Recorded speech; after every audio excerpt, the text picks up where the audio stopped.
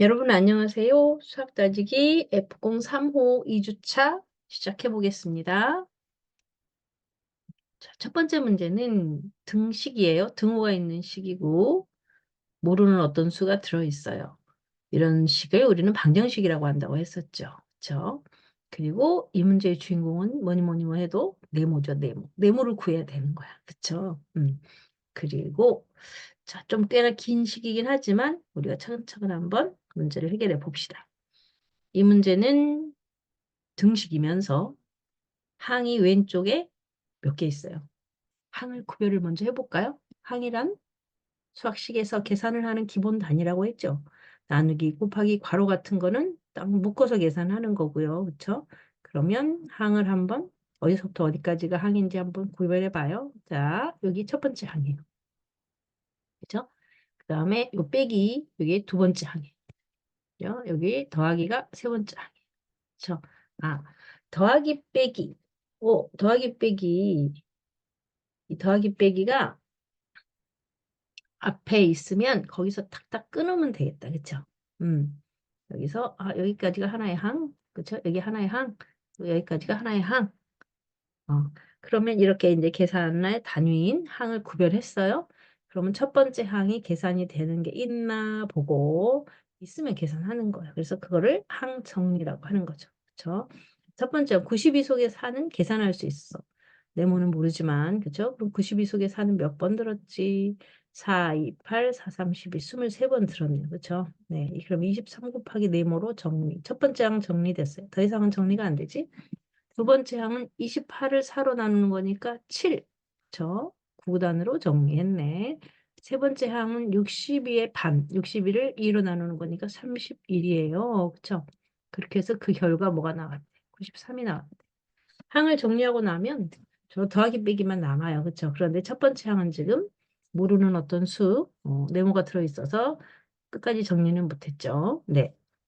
이제 네모를 구하기 위해서 어떻게 해야 되겠어요? 양팔 저울 저기 보이죠?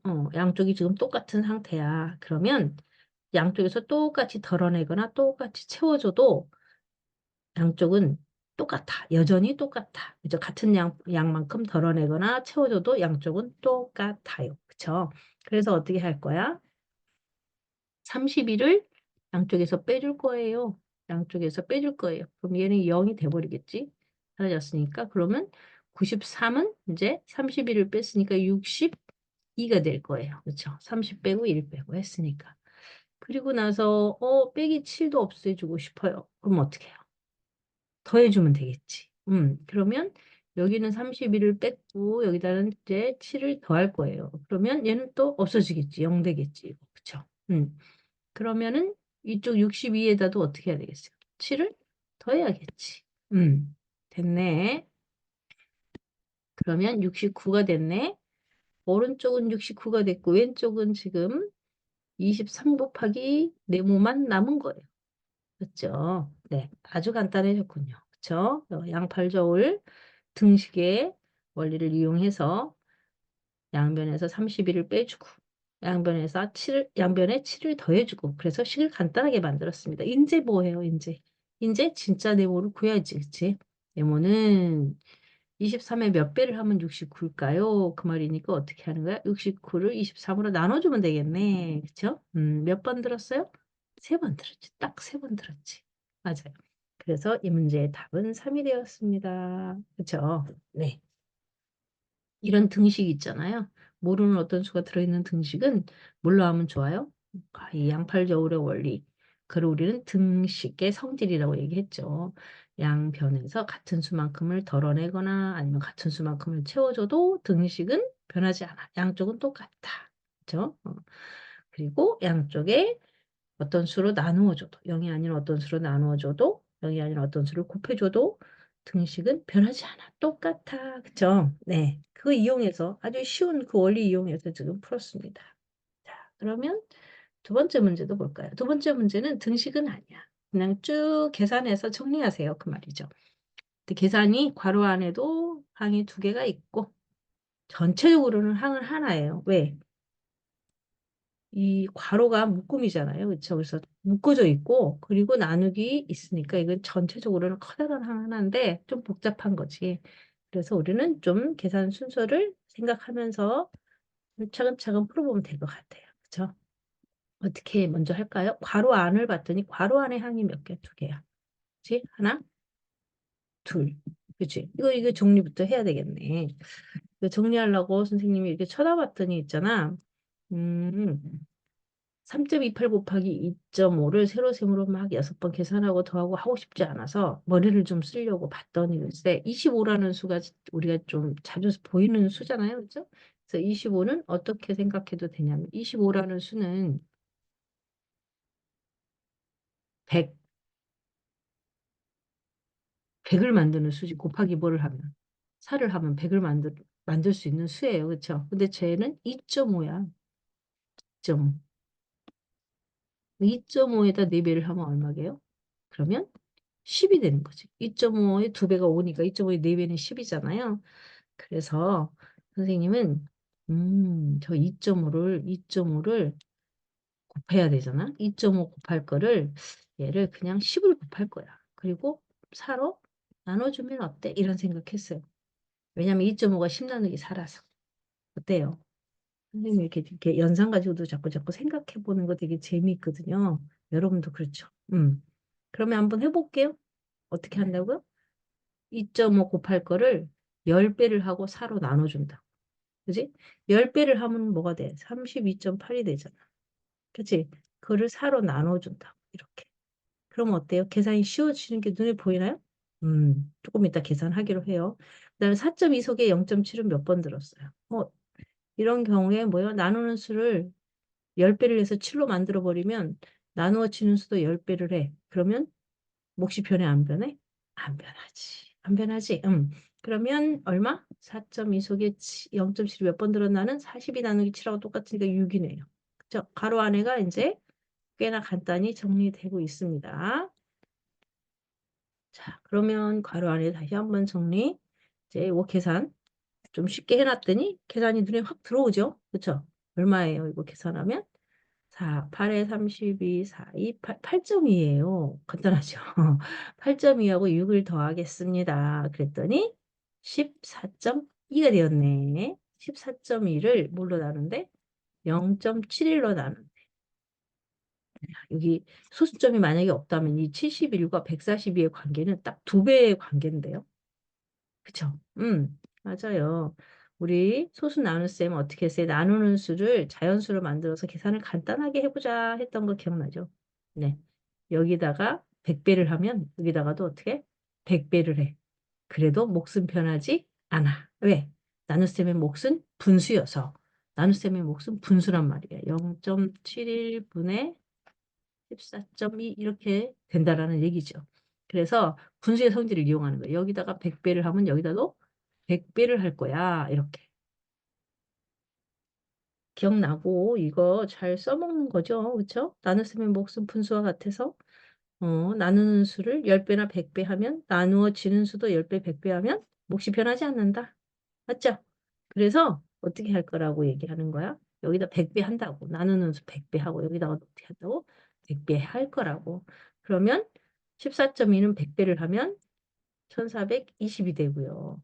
그렇죠? 나누기 0.71은 100배를 하면 71이 된다. 그런 얘기인 거야. 그렇지? 아주 쉬워졌죠, 이제? 142에는 71이 두 번 들었으니까 20 뒤에 있는 0 붙여서 다 됐네요. 그쵸? 네, 20 이렇게 2번 문제를 해결해 보았습니다.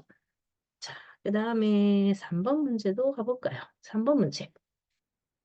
3번 문제는 분수원학 계산이네요. 그쵸? 항은 크게 보니까 두 개가 보이나요, 이제? 네. 선생님도 보입니다. 항은 크게 보니까 두 개입니다. 그쵸? 어떻게 두 개? 여기 앞에 있는 얘 이렇게 하나. 그쵸? 그 다음에 여기 뒤에 있는 애 이렇게 둘. 이렇게 따로따로 계산해서 더해주면 되겠군요. 네. 그러면 해보죠. 분수 곱셈은 어떻게 한다? 가분수로 고쳐라. 그쵸?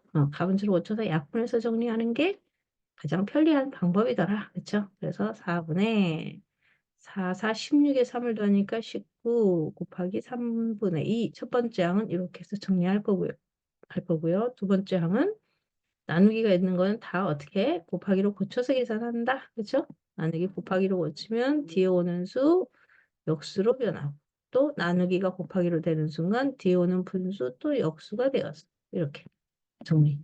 자, 이제 정리되는 게 또 뭐가 있나 살펴서 정리를 조금 더 간단하게. 분모는 분모끼리 곱하고 분자는 분자끼리 곱하면 분수 곱셈은 해결할 수 있어요. 그런데 그냥 그렇게 하다 보면 너무 수가 커지잖아. 그래서 좀 더 작은 수로 간단하게 해보려고 약분하는 거죠. 그래서 약분했습니다. 그쵸? 그랬더니 첫 번째 항 정리되었습니다. 어떻게?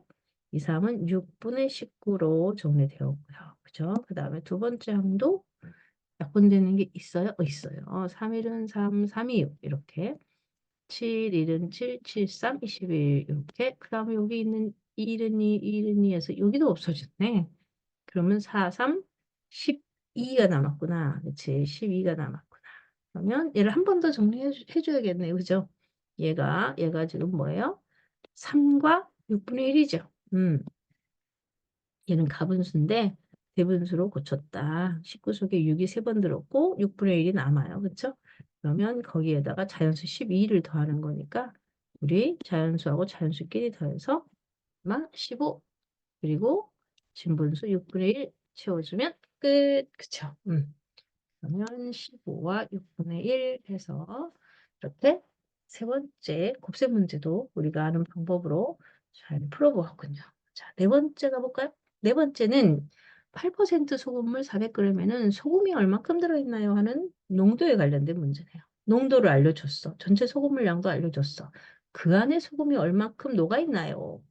소금의 양을 구해주세요. 그런 문제네요. 그렇죠? 네. 그렇다면 이제 봅시다. 여기 이 소금물은 지금 이 소금을 여기다 집어넣을 거거든요. 자, 여기다 집어넣으면 이게 섞이겠지. 물과 소금이 섞이겠죠? 그리고 여기에 이제 물과 소금이 섞여서 물의 높이가 살짝 높아지겠죠. 왜? 왜? 소금이 들어갔으니까. 그렇죠? 소금이 들어갔으니까 살짝 높아지겠지. 그렇게 해서 여기까지, 지금 여기까지의 소금물 양, 소금과 맹물을 이렇게 섞어가지고 만들어진 소금물 양이 얼마래요? 400g이래요. 그럼 이 안에 들어간 이 소금 양 있잖아요. 소금 양. 요거는 얼마일까? 이걸 구하는 게 이제 우리가 해야 될 일인 거죠.